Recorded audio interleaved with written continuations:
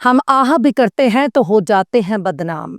हम आह भी करते हैं तो हो जाते हैं बदनाम। वो कत्ल भी करते हैं तो चर्चा नहीं होता। सलाम, नमस्ते, सत श्री अकाल। मैं हूं आपके साथ हर्षिता मिश्रा और आप देख रहे हैं टाइम्स पेल। इस वक्त पूरे देश में बवाल मचा हुआ है। पुलिस मुसलमानों को आई लव मोहम्मद का पोस्टर हाथ में देखते ही चढ़ जा रही है। बरेली की घटना का जिक्र देश भर में हो रहा है। सोशल मीडिया पर आने वाली तस्वीरों में नजर आ रहा है कि पुलिस किस कदर पहचान देखकर एक्शन लेती है।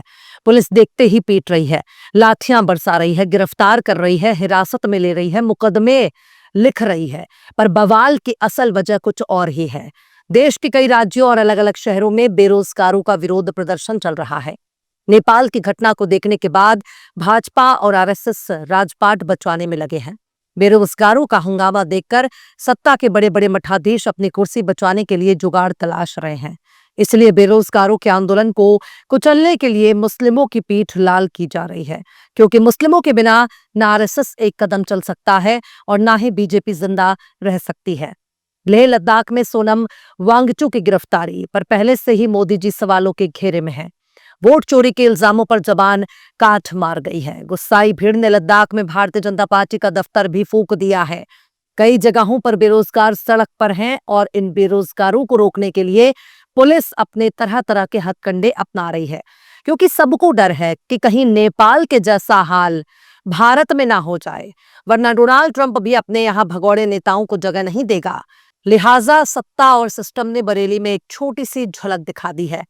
जिले के पुलिस कप्तान को ज्ञापन देने जा रही मुस्लिमों की भीड़ पर पुलिस ने लाठी चार्ज कर दिया।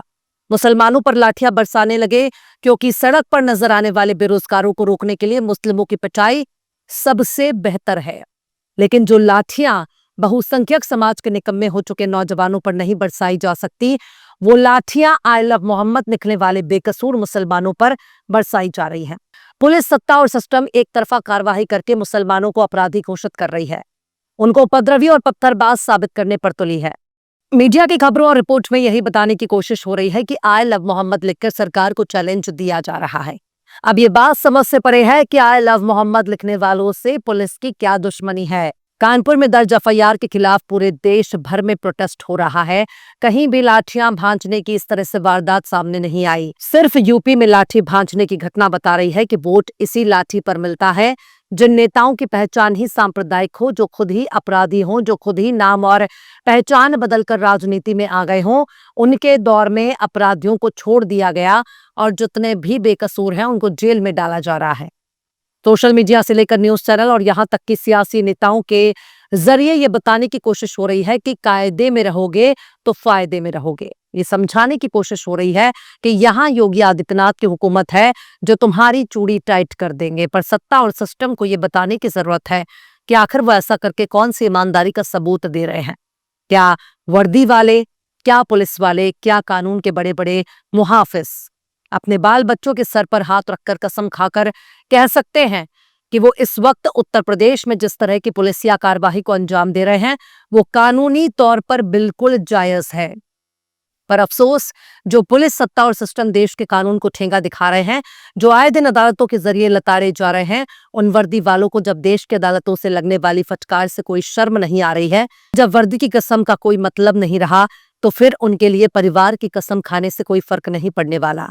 जब सत्ता की चमक में हर इंसान कीड़ा मकोड़ा नजर आने लगता है, तब ड्यूटी और वर्दी सिर्फ फिल्मों में दिखाने के लिए ड्रामेबाजी से ज्यादा कुछ भी नहीं। बरेली से नजर आने वाली तस्वीरें आजाद भारत की गवाह बन चुकी हैं, जो बता रही हैं कि जब कानून के मुहाफिज नेताओं को हाथ की कठपुतली बन जाते हैं, जब वर्दी वाले कानून को ठेंगा दिखाने लगते हैं, जब कानून के रक्षक ही धर्म, मजहब और आस्था की बुनियाद पर सामने वाले इंसान को निशाना बनाते हैं, तब लॉ एंड ऑर्डर सिर्फ एक तमाशे से ज्यादा कुछ नहीं। उत्तर प्रदेश की सरकार को मालूम है कि जब वो लाखों बेरोजगारों को एक अदद रोजगार देने में वो बुरी तरह से नाकाम हो चुकी है, तब अपनी नाकामी को दबाने और छुपाने के लिए एक ही हथकंडा बचता है और वो है धर्म। सोशल मीडिया से लेकर अखबारों और न्यूज चैनलों के जरिए रोजाना देश के दिलो दिमाग में धर्म का अफीम चलाया जा रहा है कि देश की सबसे बड़ी परेशानी न तो बेरोजगारी है, न गरीबी है, न भारतीय जनता पार्टी की वादा खिलाफी है, ना नरेंद्र मोदी के फर्जी दावे हैं, ना योगी आदित्यनाथ के फर्जी दावे हैं, बल्कि इस देश की एक ही समस्या है और उस समस्या का नाम है मुसलमान। इस देश में बीजेपी और आरएसएस के लिए मुसलमान बहुत बड़ी नेमत है। मुसलमान के पीछे छुपकर बहुत से सवालों के जवाब देने से बचा जा सकता है। भारतीय जनता पार्टी अपनी तमाम नाकामियों को दबाने और छुपाने के लिए टोपी वालों के पीछे छुप रही है। राजनीति करने के लिए भी इनको टोपी वालों का सहारा चाहिए। अपनी हरकतों को छुपाने और दबाने के लिए भी टोपी वालों का सहारा चाहिए। बेरोजगारों के मुद्दे को दबाने के लिए भी इनको टोपी वालों का बहाना चाहिए। मुसलमान भारतीय जनता पार्टी के लिए दाना पानी सास बन चुका है, जिसके बिना ना बीजेपी जी सकती है, ना आरएसएस और ना ही बजरंग दल। विश्व हिंदू परिषद जैसे चरमपंथी संगठनों को तो नाम लेना ही बेकार है। जिन लोगों ने अंग्रेजों के साथ मिलकर हम भारतीयों के साथ गद्दारी की, आज सरकार में बैठने के बाद ये खुद को बहुत बड़ा देशभक्त कह रहे हैं। सिस्टम, पुलिस, यहां तक कि अदालतों पर भी अब यही इल्जाम लग रहा है कि हर जगह संघ के स्वयंसेवक बिठाए जा चुके हैं, एक ही योजना को अंजाम देने की कोशिश कर रहे हैं और उसका नाम है मुस्लिम विरोधी अभियान। मुख्यमंत्री से लेकर उनके नेताओं और मंत्रियों की भाषा देखिए, ऐसा लगता है कि गुंडे बदमाशों ने इनको अपनी भाषा सिखा दी है। समझ में नहीं आ रहा बड़े बड़े ओहदों पर बैठे लोगों की भाषा किस हद तक सांप्रदायिक और गैर समझदार हो चुकी है। कानपुर से खड़ा किया बवाल अब पूरे देश में फैलता जा रहा है। बरेली में पुलिस की लाठी भांजी के बाद डीआईजी साहब कह रहे हैं कि ये सोची समझी साजिश है और 95% लोग नमाज पढ़कर चले गए। यहां तक कि शरारती लोगों ने पथराव फायरिंग की। पर सवाल है कि अगर सब कुछ शरारती लोगों के मुताबिक हो रहा है तो आप क्या कर रहे हैं? आपको एलआईयू क्या कर रहा है? उसने पहले ही दिन इन घटनाओं की जानकारी नहीं दी है क्या? या फिर कानपुर की घटना को हर शहर में दोहराने की कोशिश हो रही है? कांवड़ यात्रा के दौरान यही वर्दी वाले लाठी भांजने के बजाय पैर मालिश करते नजर आए। अनुमति से विरोध प्रदर्शन के नाम पर विरोध के अधिकार को कुचलने की कोशिश हो रही है। जब विरोध ही पुलिस एक्शन के खिलाफ हो रहा है तो इजाजत कौन देगा और क्यों देने जाएगा? पूरे देश में संघ और हिंदूवादी संगठनों के जरिए आई लव मोहम्मद के जवाब में आई लव महादेव लिखकर पोस्टर दिखाया जा रहा है। क्या इसकी इजाजत दी गई है? एयरपोर्ट और रेलवे स्टेशनों में भजन कीर्तन और यहां तक कि गरबा किया जा रहा है, तो बताओ इसकी इजाजत किसने दी? किसने आवेदन दिया और उस लिखित आवेदन पर किसने भजन कीर्तन और गरबा डांस की इजाजत दी है? वर्दी को आजाद होना चाहिए, निष्पक्ष होना चाहिए, सत्ता के इशारे पर नाचना नहीं चाहिए, वरना वर्दी उतार पार्टी का कार्यकर्ता बनने में कैसी शर्म है। बहरहाल चलते चलते आखिर में गुलनार आफरीन ने भी क्या खूब फरमाया है, सौदा है जमीरों का हर गाम तिजारत है। सौदा है जमीरों का हर गाम तिजारत है, चुप हूं तो कयामत है, बोलूं तो बगावत है। फिलहाल इस खबर में बस इतना ही।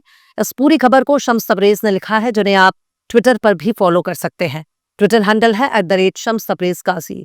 वीडियो आपको कैसा लगा कमेंट बॉक्स में जरूर बताइए। वीडियो पसंद आए तो लाइक करें, शेयर करें और बेबाक निष्पक्ष स्वतंत्र पत्रकारिता को सपोर्ट करने के लिए आप हमारे चैनल टाइम्स मेल को जरूर से सब्सक्राइब करें और हाँ, बेल आइकन की घंटी वाली बटन आप जरूर से दबा दें ताकि आपको हमारे आने वाले नए वीडियो की नोटिफिकेशन फौरन ही मिल जाए।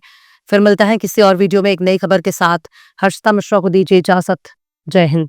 अगर अभी तक आपने हमारे चैनल टाइम्स मेल को सब्सक्राइब नहीं किया है तो जल्दी से सब्सक्राइब कर दें और बेल आइकन भी प्रेस कर दें।